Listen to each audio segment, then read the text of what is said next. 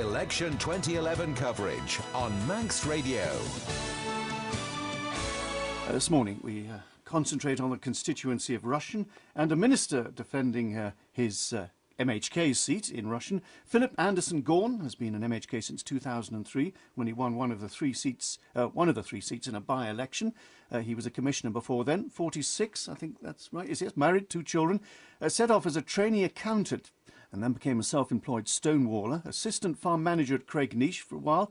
Interspersed in there, of course, there was a spell in prison for arson in a nationalist campaign.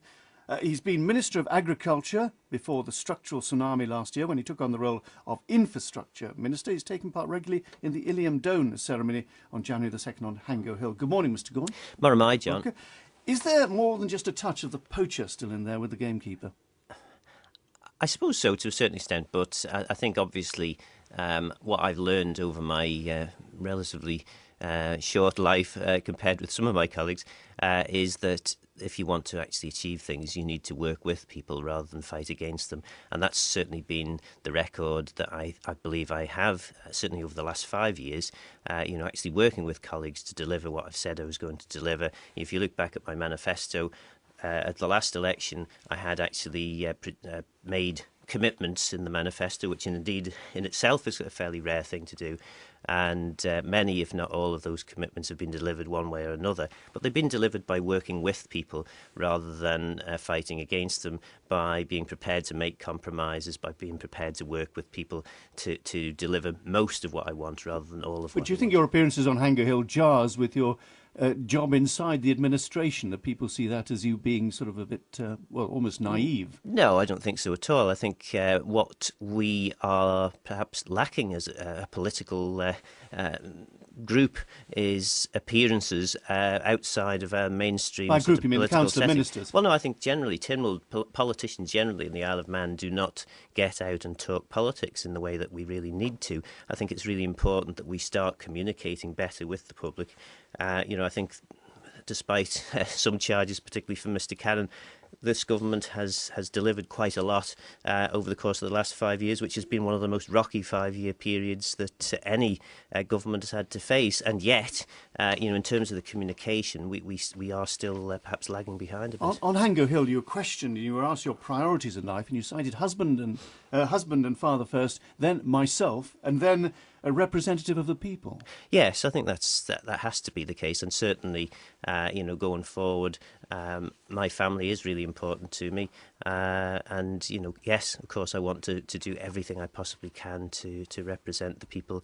That's why I'm standing for an election. If I was only interested in sort of self-advancement, then I wouldn't be standing. I really do stand for the public, for the election, because I want to do the best for the people of the Isle of Man. Well, you, more than many other MHKs, have embraced modern technology. Your videos are all over YouTube, putting out various points. You cover things like Port St Mary's redevelopment, Port Erin, planning, etc., like that.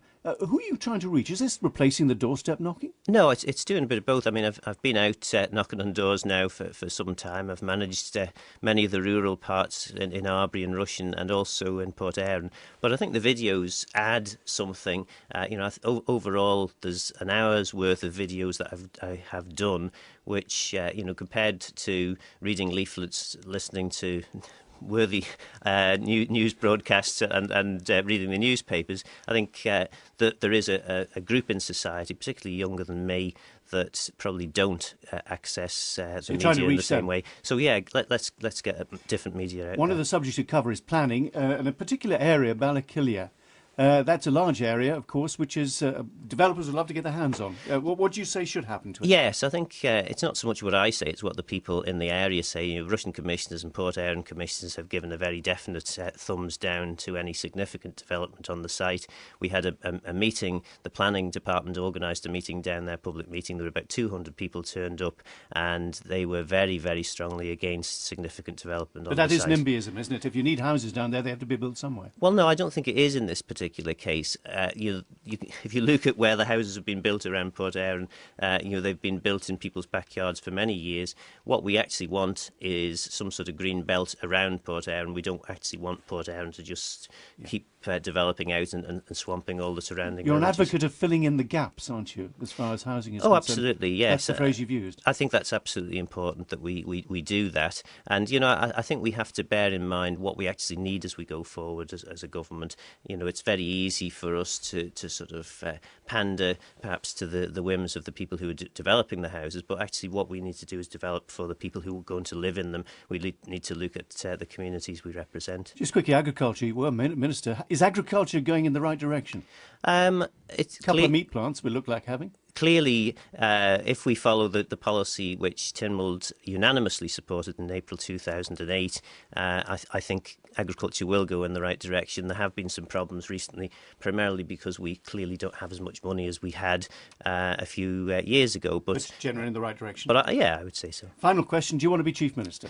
I would love to be Chief Minister at some point, but as you rightly pointed out, family comes first, and at the moment, certainly the next 5 years, I will be needed at home from time to time. So you won't be putting your name forward? And I certainly won't be putting my name forward as Chief Minister this time round. Mr Gawne, thank you very much for joining us. Phil Gawne, who's standing in the Rushen constituency on September the 29th. It's 8 o'clock.